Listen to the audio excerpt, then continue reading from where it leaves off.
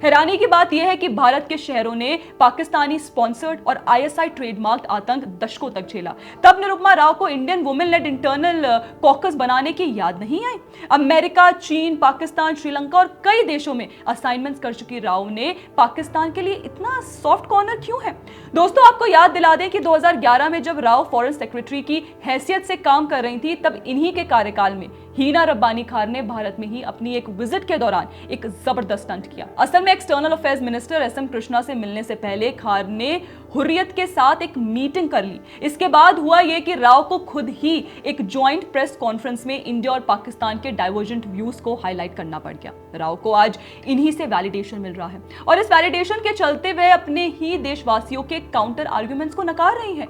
राव अपने एक इंटरव्यू में इंदिरा गांधी को करिज्मेटिक लीडर बताती हैं। मेरा उनसे एक सवाल है कि इंदिरा गांधी जी जैसी करिज्मेटिक लीडर और बेनजीर भुट्टो जैसी पाकिस्तानी लीडर के कार्यकाल में क्यों नहीं बन पाया ऐसा वुमेन कॉकस? और अगर तब नहीं बन पाया तो इसका सजेशन उन्होंने एसएम कृष्णा या सोनिया गांधी जी को क्यों नहीं दिया?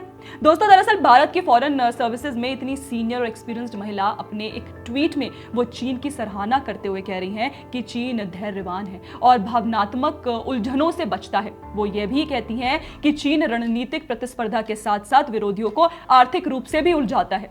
अरे वाह मैडम, चीन स्ट्रैटेजिकली अपने क्षेत्र का विस्तार करे तो बढ़िया, लेकिन भारत अपनी फॉरेन पॉलिसी और रणनीति में सिमिलर स्ट्रैटेजी अपनाए तो निरुपमा जी उनकी सराहना करना तो दूर, उल्टा ये सजेस्ट करती हैं कि भारत बेसिर पैर की भावनात्मक उलझनों में ना फंसे। वो भी किस तरह की भावनात्मक उलझने दोस्तों?